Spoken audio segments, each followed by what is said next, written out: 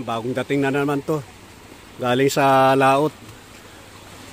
Mga alimasag yung kanilang nakukuha. Ang sarap magbakasyon dito sa La Union. Kaya nandito tayo para mag-enjoy. Medyo may katagal na hindi nagbabakasyon guys. Ayan o. To. Ayan. Kaya titingnan natin kung marami silang nahuli. O.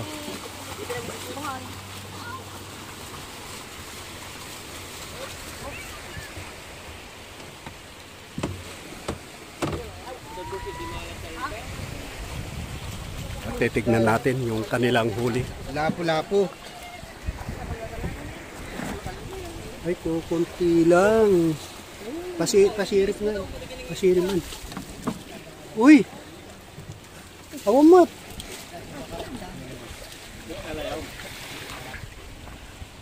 Dito pala, oh. Ayan, oh. Mga alimasag, mga kaibigan, oh. Ayan, alimasag.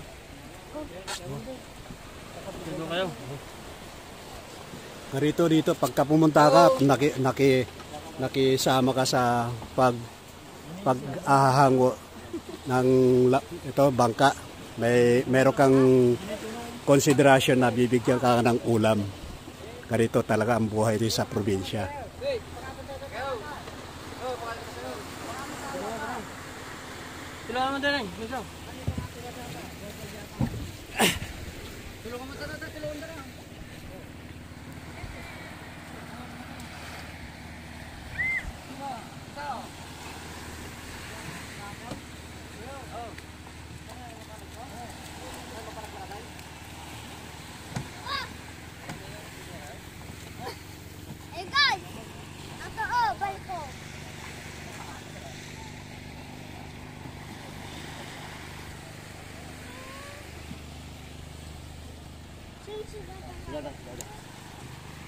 Nakadawat ka man rin ah. Isang patan ng sisiltit may magkano. Dagtan.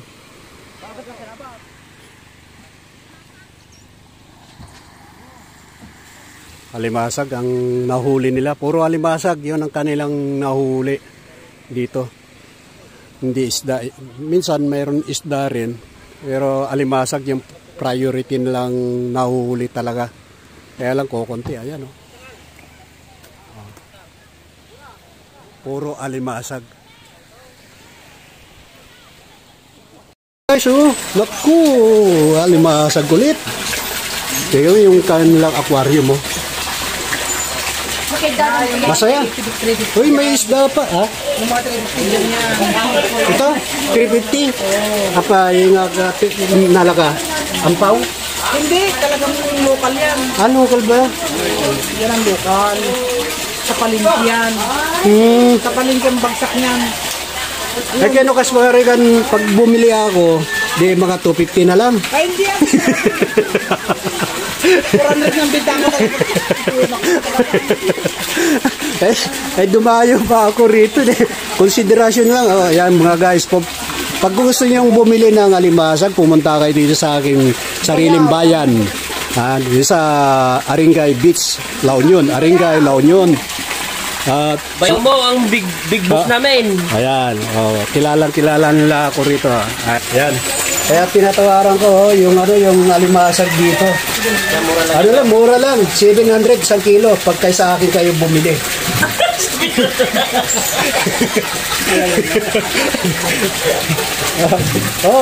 Marami. Ayan oh. Ayan, nandiyan sa ilalim. Ang dami yan. Buhay na buhay ka mo. Buhay pa yan. Libre pa kayo ng pag-swimming sa dagat.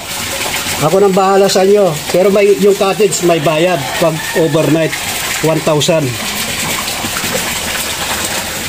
Libre pa kayo ng pagsakay sa bangka. Gasolina nga lang babayaran nyo sa akin. Isang galon ng gasolina pwede ng 2,000. Malang 1 litro. Ganda oh. Yan ang hanap buhay talaga rito mga kaibigan sa La Union. Pag panguhuli ng alimasag. Ayun oh. Ganda oh. Sana magustuhan nyo yung aking vlog. Nandito ako sa sarili kong bayan. Ito ang hanap buhay nila, panghuli ng alimasag. Ayun, babalik tayo sa dagat. Kung gusto nyo sumama sa akin sa pagsiswimming, okay.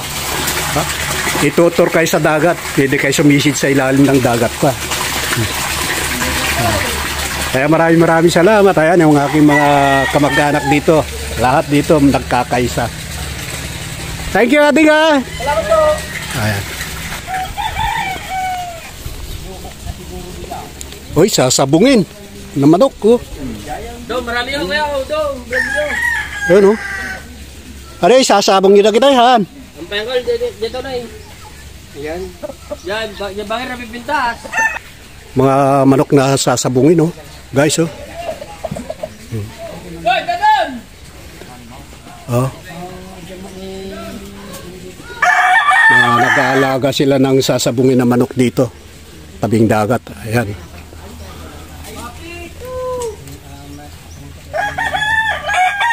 Ayan, dami yan, oh.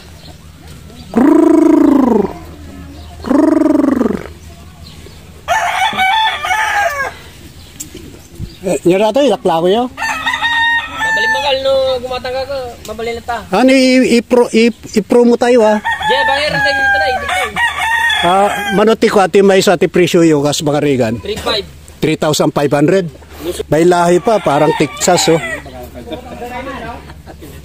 Pagka namasyal kayo rito sa Haringay Beach, ito marami kayong mapapasyalan dito. Pwede kayong bumili ng ano, ng manok. Dikita na yung dikita. Ayan, oh. Marami yan. Ayan, oh. May lahing Texas. Lawak, oh.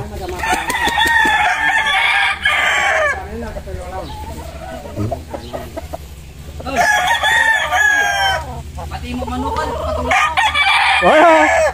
Kwata, ilako tayo. Kapay nga, no, kaya't na ngayon, di okay. Mamaya mag-vlog ka dun sa laot. Nagawid kami na maliuman, eh. Oh, kaway. Dahil siya dado landok yak pa, aramidan da. Galbanas, buseng. Badigilandok taglatay. Aglati. Nakikita na kwajay Cavite. Bagdadi Jay kwa, jay. Magdagdag Ilocano niya. Ha? Iyo pa mo nalipatan ng Ilocano. Siyempre, Ilocano tayo nga puro-puro, eh. Dito yak nga kwa, lumakayak dito yung laon yun, eh. Dito yung nga na, eh. Lang ka lang, Asyam. Ha? Tignan mo, oh.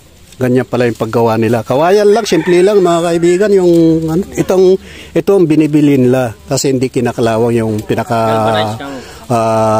bakal na kwadrado para lalagyan ng pagtatalian ng ano. Ayan, oh. Yan ang hanap buhay nila rito. Ayan, oh.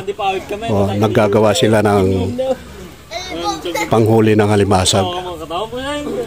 Medyo may kamahalan itong net. Ayan yung net. Siguro 1 metro nito, mga 50-60, ano? Oh. Medyo may kamahalan nga lang. Tapos, pagdating na doon sa laot, yan ang diferensya. Marami rito loko-loko na nasa laot, ninanakaw. Yan ang diferensya sa Pilipino. Ayaw lang maghirap, gusto nila kukunin yung hindi sa kanila. Yan ang mahirap sa Pilipino talaga. Hindi, totoo yun. Ngayon sa Manila, lagi kong inaano yung mga sa gobyerno, pagka sa gobyerno, yung mga nakikita kong basura. Another day, pinipick up nila yung mga basura. Kasi masisira ng lungsod ng Maynila. Ayan, katulad yan, ang hirap ng buhay na nga. Tapos yung mga ibang Pilipino, nag-aabang doon sa laot para nakawin itong ginagawa nitong mga ating kababayan, no? Yan ang diferensya sa ating mga Pilipino. Ayaw maghirap yung minsan.